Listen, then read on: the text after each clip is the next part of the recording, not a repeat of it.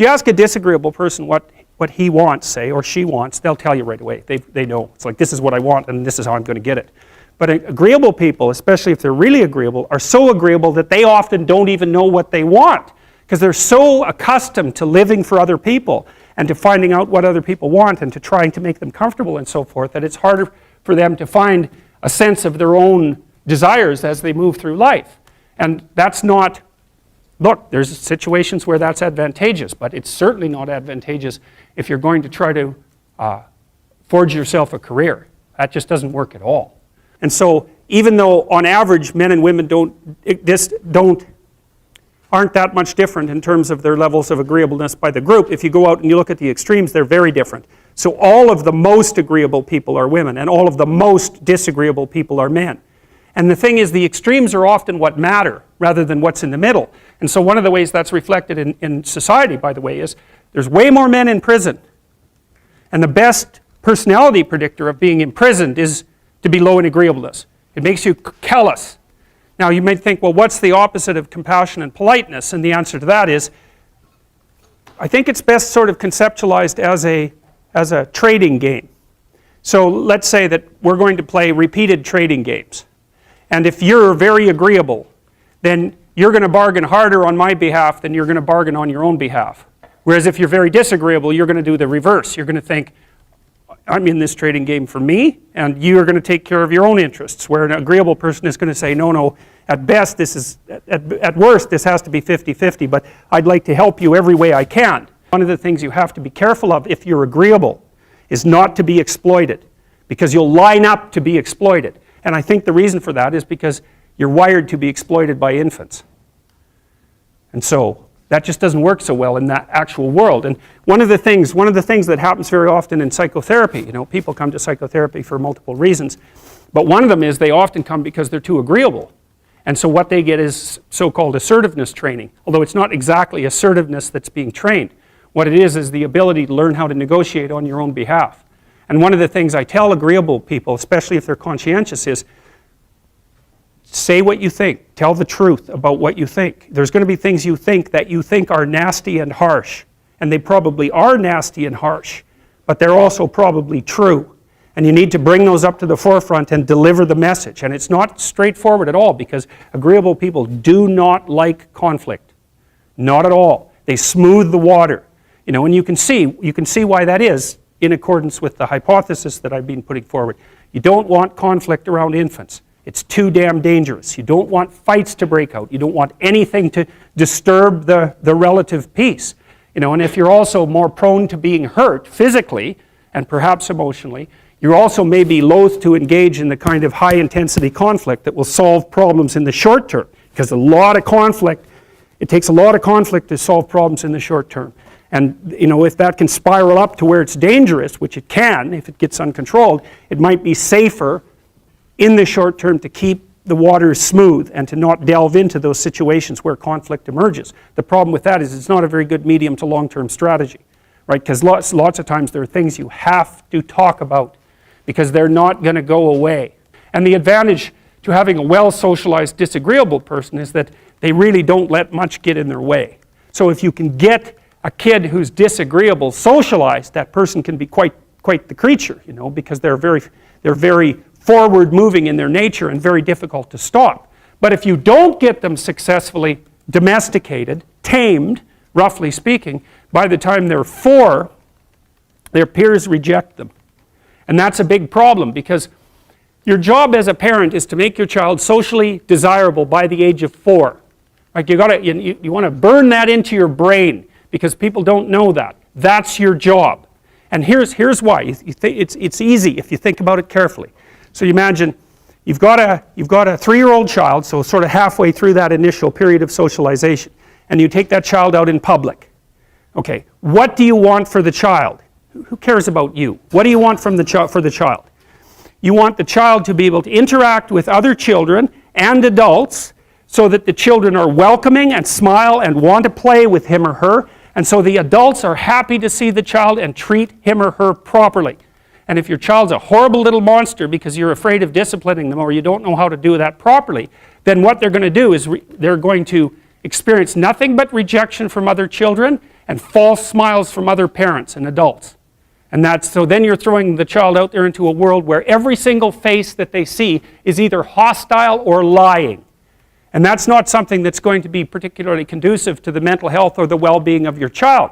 If your child can learn a couple simple rules of behavior, like don't interrupt adults when they're talking too much and pay attention and try not to hit the other kids over the head with the truck any more than is absolutely necessary, then, and share and play properly, then when they meet other kids, the kids are going to try out a few little play routines on them, and that's going to go well, and then they're going to go off and socialize each other for the rest of their lives. Because that's what happens, is that from 4 years old onwards, the primary socialization with children takes place among other children. And so if the kids don't get in on that early, they don't move into that developmental spiral upwards and they're left behind. And you can imagine how terrible that is, because a 4-year-old will not play with another 4-year-old who's 2. But a 5-year-old certainly will not play with a 5-year-old who's 2, right? Because the gap is just starting to get unbelievably large. And so the kids start out behind, and then the peers leave them behind, and then those kids are alienated and outside the peer group for the rest of their life. Well, those are the ones that grow up to be long-term antisocial, right? They're already aggressive. It doesn't dip down. Now, what happens to normal boys, roughly speaking? Imagine the aggressive 2-year-old types. They get socialized, so their level of aggression goes down, and then they hit puberty and testosterone kicks in, and bang, levels of aggression go back up. And so that's why males are criminals between the ages roughly of 16 and about 25. So, and it matches the creativity curve, by the way. It's so cool. If you look at the spike of creativity among men, 16 to 25, then it starts to go down. Criminality matches that absolutely perfectly. So that's quite cool. So, and so the testosterone levels raise the average level of aggression among men. It's more dominance than aggression, actually, and testosterone is by no means all bad. And then it starts to decrease at about age 25 or 26, which is usually when men stop staying up late at night, stop drinking as much, develop a full-time career, and take on the burdens and responsibilities and opportunities that are associated with a long-term partner and family. And so, well, so that's the development of what I would call predatory aggression, because I also think that the agreeableness distribution is probably something like predatory aggression versus maternal sympathy. It's something like that. So if you look at other mammals that are predators, because we're predators as well as prey animals, if you look at other animals like bears, the male bear has absolutely nothing to do with the raising of the infants. In fact, the female bears will keep the male the hell away because he's likely to kill the infants and maybe even to eat them. So there's no maternality at all in solitary male mammalian predators. It's really useful to investigate the viewpoints of people who have opposing views to yours, because they'll tell you things. Not only will they tell you things you don't know, they'll also tell you how to see the world in ways that you don't see it. And they'll also have skills that you don't have, that you could develop. So for example, if you're an introverted person, it's very useful to watch an extroverted person, because the extroverted person has ways of being in the social world that aren't natural to you, that you can use to improve your toolkit. And if you're disagreeable, one of the best things to do with disagreeable people, especially if that's alienating them from other people, for example, because it can, people treat you like you're a selfish, arrogant son of a, maybe that's because you are. It's like, okay, so what do you do about that? One of the most promising treatments, let's say, for that is get the person to do something for someone else once a day, just as a practice, and learn how to do it. Maybe you can wake the circuit up, if you think that it's lying dormant in you, which is probably right.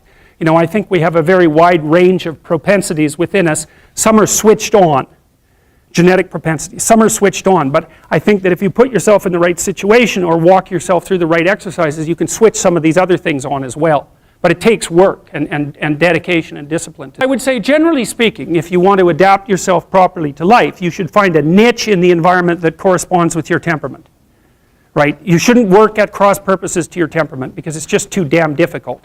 But having done that, then you should work on developing the skills and viewpoints that exist in the space opposite to your personality, because that's where you're fundamentally underdeveloped. And that way I think you can extend out your temperamental capability across a wider range. And to me that's roughly equivalent as bringing a richer toolkit to each situation.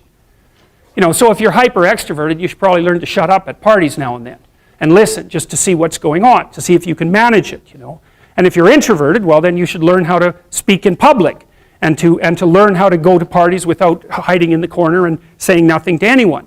And if you're agreeable, then you need to learn how to be disagreeable so people can't push you around. And if you're disagreeable, you need to learn how to be agreeable so that you're not an evil son of a bitch. So, and the same thing applies even in the conscientious domain. It's like if you're too conscientious, you need to learn to relax and let go a little bit. And if you're unconscientious, it's time like, get out the Google Calendar, man, and start scheduling your day, right? And beat yourself on the back of the head with a stick until you're disciplined enough so that you can actually stick to something for some length of time and not living in absolute squalor, which is something that would characterize someone who's very disorderly, for example, because they don't notice. It doesn't bother them, disorder. It's like maybe they can see it, but it doesn't have any emotional valence, and so it doesn't have any motivational significance. So the other thing you might want to think about too if you're choosing a partner is try not to choose someone who's too distant from you on the temperamental variables, because you're going to have a hard time bridging the gap.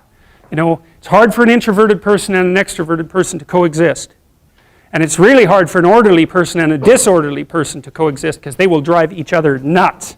Why don't you pick up? Why are you so obsessed by it?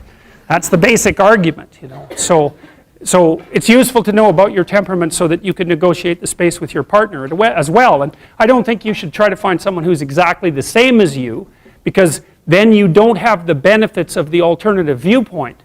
But you got to watch it, because you may hit irreconcilable differences of various sorts. And I've seen that most particularly among couples who are high and low in openness. That's a rough one. And also high and low in conscientiousness. That's another rough one, because they just cannot see how the other person sees the world at all.